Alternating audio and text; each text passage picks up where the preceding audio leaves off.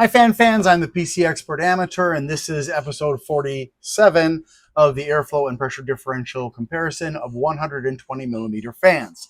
And I'm sorry about episode 46. There was a technical problem with my computer. I had to switch to a different microphone, and then when I went back, for some reason it didn't get switched back.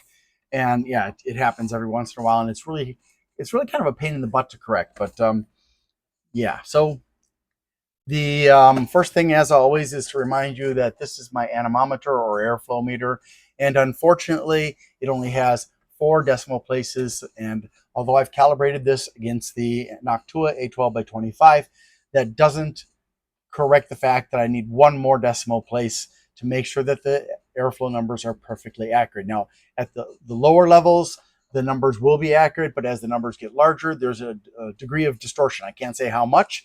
I'm not a mathematician, so I can't even build an equation to correct for the distortion. But the good news is that you don't have to worry about it for the purposes of ranking the fans. The numbers are still valid because the distortion isn't variable. It's consistent. It just gets larger as the numbers get larger. And also I use cubic meters per hour because I'm trying to push America into the metric system, which has been around a long time, and imperial system just doesn't cut it. The metric system is easier to use. It's easier to convert. Now, the other thing is just that if you want me to get a better anemometer, I need your support. I'm almost out of my money. I don't have a job yet. And there's really nothing else I can do because I only have 1 patron on Patreon. Rudik, thank you so much. And so, yeah, I got to, pay my bills and feed my kid and myself. And that's my first priority. So really need some help here, please.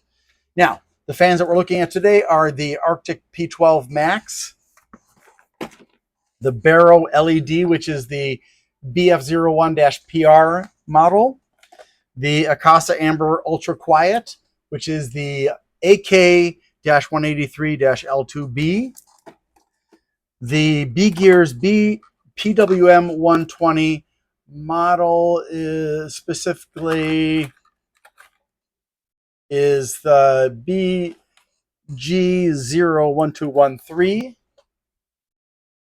You can see that one has a lot of blades. And the last one is the BlackNoise Noise Blaster NB-BlackSilentPro PL-PS. All right, so what I'm going to do now is, as always, I'm going to put up the RPM test results so that you can look at them and also look at pictures of each of the fans. Look at the distance between each fan, not from front to back, but from side to side. The bigger the gap, the more likely it is just an air fan, an airflow fan, not also a hybrid fan where it would be like this, or a high static pressure fan also has the blades overlapping somewhat. And also look at the blade design, the diameter of the hub, the frame design, and so on, and see if you can start to identify any characteristics that will let you know whether a fan's good for static pressure, for airflow, or for both. And that way, when you're shopping, you'll know what to look for. Now, are you ready? Here we go. All right, so here are the results.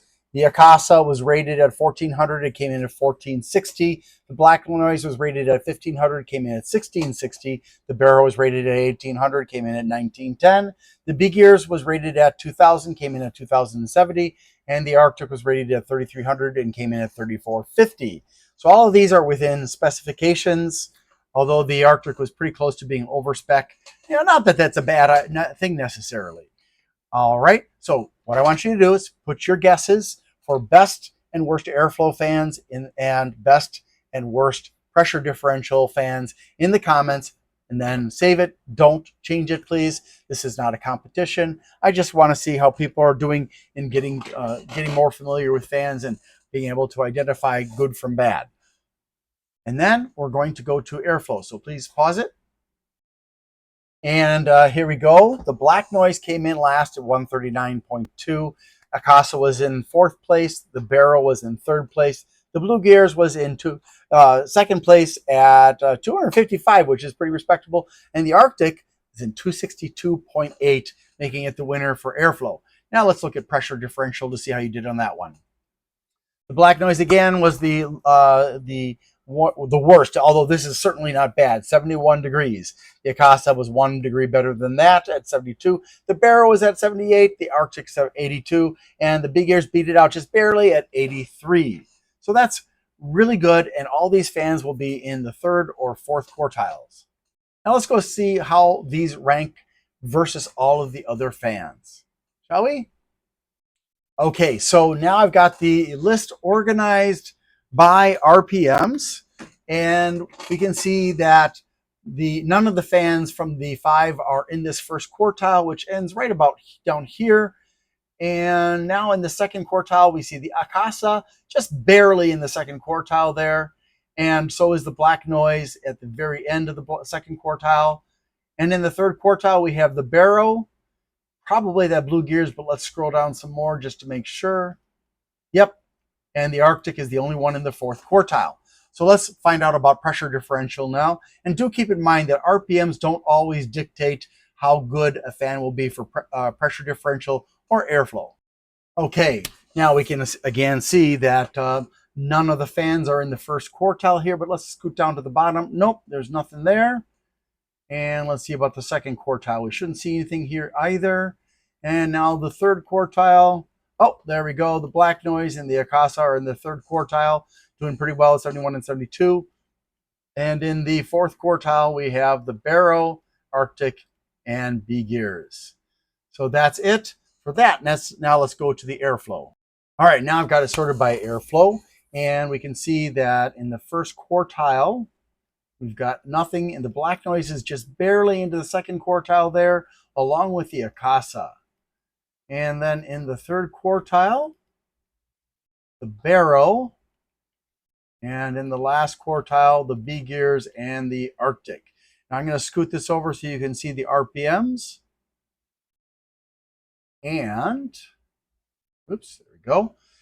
Now what I'm going to do is I'm going to go through this list backward from the best at the bottom, which is the Key Fan Club and the Young Yeehaw fan, Snow Fan, and Pano Mounts, Delta, Silverstone. And I'm going to just go backwards so you can see how these fans rank, also so that you can compare the different specifications. And you'll notice there are some exceptions to the rule. So like a lot of these fans are in the upper 2000s and the 3000s and the 4000s and the 5000s, and yet we have some that are under 2000, such as the Barrow and the Leon Lee and the Thermalright.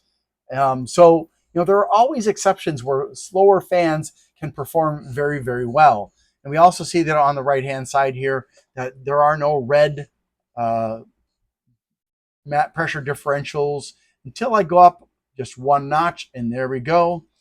So let's just go through this slowly so you can make comparisons where necessary. And hopefully if you're looking for a good fan, or you're trying to find out if the fan that you're interested in or that's available to you is good, it's on the list and you'll be able to make a wise decision. Always keeping in mind that this is the airflow that we're looking at, and that airflow is great for an exhaust fan, but if there's no static pressure or low static pressure, like say, if you're doing it for a case, you would want to have, ideally on exhaust, you want to have higher the better, and for airflow. And then for static pressure, higher is always better, especially on intake. But we haven't evaluated static pressure. We're just looking at pressure differential, which is a combination of static pressure, airflow, and some other factors. If you do have any questions, anything that's not clear to you, please go ahead and put it into the comments below. And if I can, I will try to help you out by explaining things. But I have my limitations, obviously. Thank you so much. I really appreciate you taking the time to watch this video, and I hope that you have a wonderful day. I need to ask for your help. Things have been challenging. Whose life hasn't been challenging lately? So if you can please help me out by liking, subscribing, sharing, commenting, and turning on notifications, that would be really, really super. Also, if you'd like to help me financially and you can't afford to, you can do a super thanks on my Glenn's Fast Reviews channel. or you can become a member there. Or if you prefer, you can go to patreon.com/GLENNMII and become a member there instead. Also, I'd like to give a shout out to Bleeping Computer for their support of my channel. If you need resources for computers, for getting rid of malware and learning about cybersecurity and stuff, Bleeping Computer, BLEEPING computer.com is a great resource. Thanks so much for watching and have a great day.